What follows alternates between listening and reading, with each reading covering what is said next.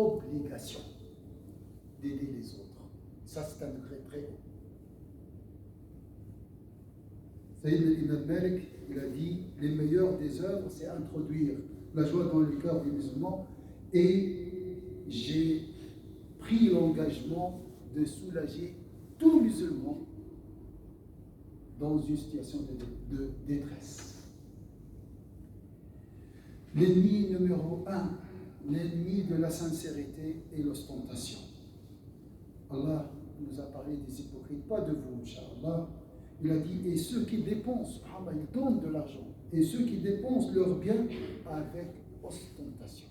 Le pire châtiment le jour dernier est réservé à un généreux, mais qui donne l'argent par ostentation. Aider les gens, l'aumône est un pilier en islam. Parfois, elle est obligatoire en cas de nécessité extrême.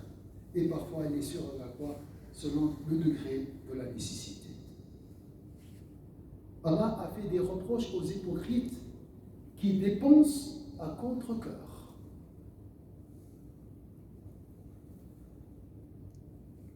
Concernant notre cheminement grâce aux bonnes œuvres, on doit au début s'efforcer à donner.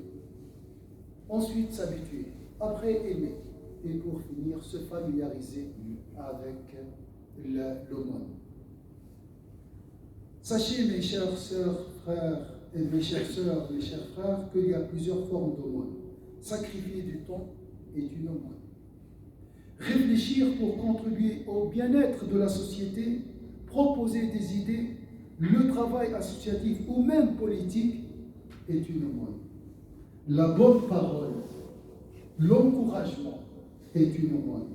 Et si la personne est dépourvue de tout ça, il existe l'aumône du silence.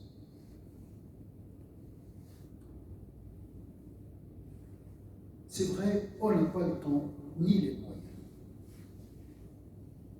Je vous propose une manière très facile pour gagner cette immense récompense, être utile pour les autres.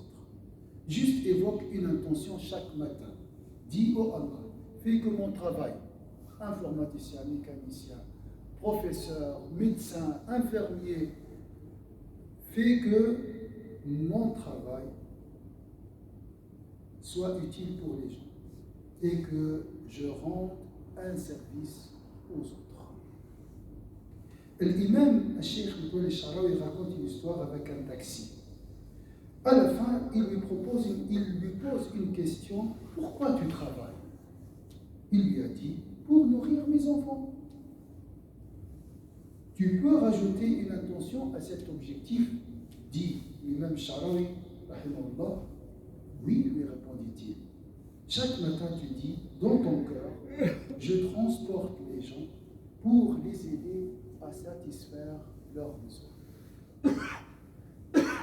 Le prophète sallallahu alayhi wa sallam a dit, toutes les fois qu'un musulman plante un arbre et qu'un être humain, une bête ou un oiseau en mange, il se voit inscrire autant d'aumônes jusqu'au jour de la résurrection.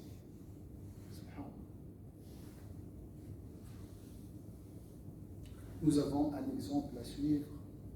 Je commence par les auxiliaires, les élèves de Sayyidina Muhammad, pour vous laisser un moment pour imaginer la grandeur de Sayyidina Muhammad.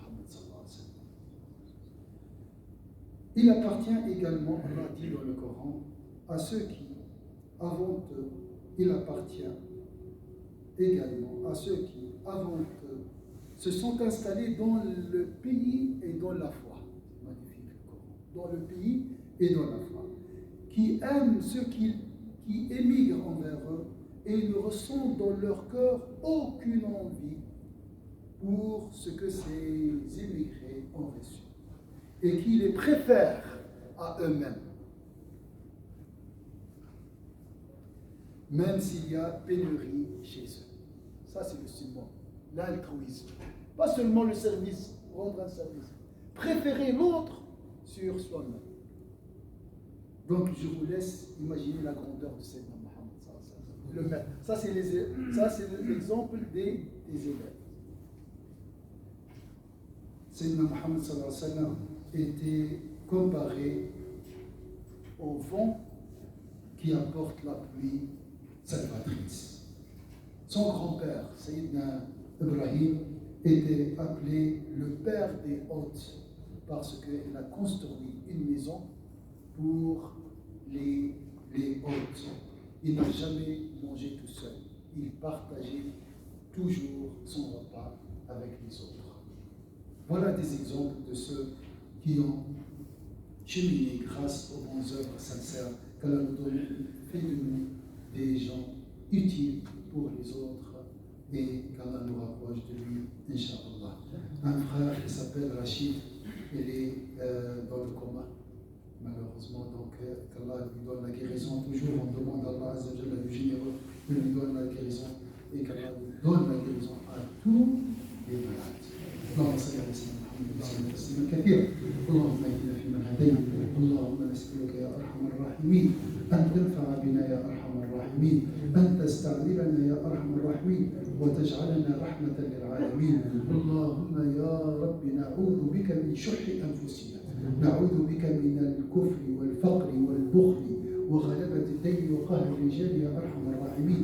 اللهم نسألك يا رب العالمين أن تدخلنا الجنة يا رب العالمين بالعمل الصالح الخالص يا أرحم الراحمين. اللهم ارزقنا الإخلاص، اللهم ارزقنا الإخلاص، اللهم ارزقنا الإخلاص يا رب العالمين. اللهم نعوذ بك من الرياء ومن مبتلات الأعمال ومن كل تقصير يا أرحم الراحمين. اللهم يا أكرم الأكرمين أعنا على أنفسنا يا رب العالمين، أعنا على أنانيتنا يا رب العالمين. نعوذ بك من شح أنفسنا يا أرحم الراحمين، ولا تجعلنا ممن أهمتهم أنفسهم وأهمتهم الدنيا يا رب العالمين، واجعل همنا الآخرة يا أرحم الراحمين. اللهم ارزقنا الاقتداء بسيد المرسلين. اللهم يا رب ارزقنا العمل الصالح يا رب العالمين، وارزقنا الاقتداء بالصحابة والتابعين والشهداء والصالحين، وحسن أولئك رفيقا. فرج على إخواننا في فلسطين، فرج على جميع المستضعفين. اللهم واجمعنا عند الحوض يا أكرم الأكرمين وأقيم الصلاة. الله أكبر الله أكبر، أشهد أن لا إله إلا الله، أشهد أن محمدا رسول الله. حي على الصلاة، حي على الفلاح، قد قامت الصلاة، قد قامت الصلاة. الله أكبر الله أكبر، لا إله إلا الله. الله بسم الله الرحمن الرحيم. الحمد لله رب العالمين، الرحمن الرحيم، مالك يوم الدين، إياك نعبد وإياك نستعين، اهدنا الصراط المستقيم، صراط الذين أنعمت عليهم غير المغضوب عليهم ولا الضالين.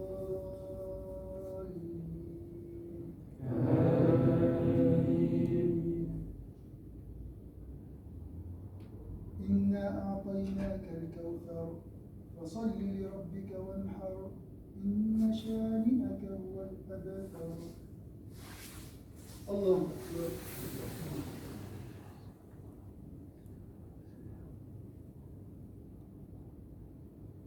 سمع الله لمن حمده. الله أكبر.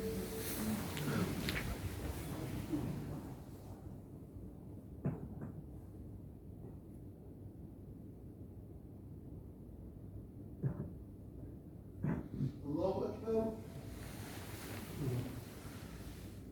الله أكبر.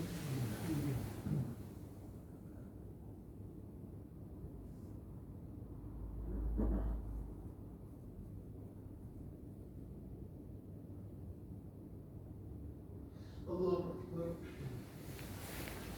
بسم الله الرحمن الرحيم. الحمد لله رب العالمين، الرحمن الرحيم، مالك يوم الدين،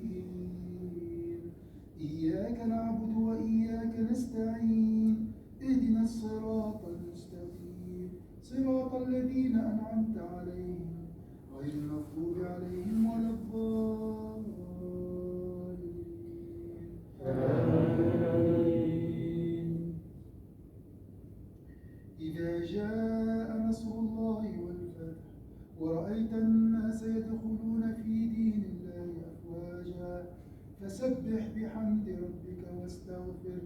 إنه كان توابا. الله أكبر.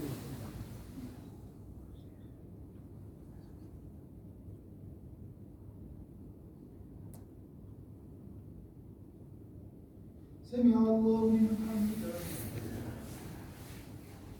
الله أكبر.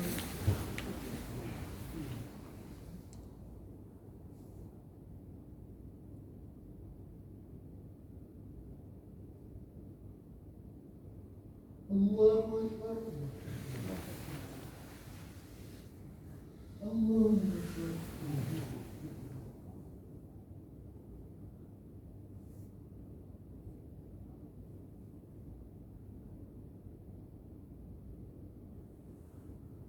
الله أكبر.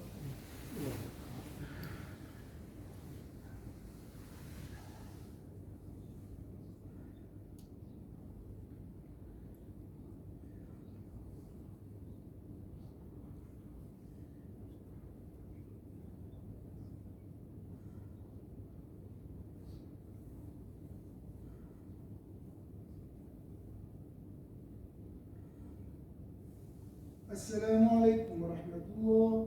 السلام عليكم ورحمة الله.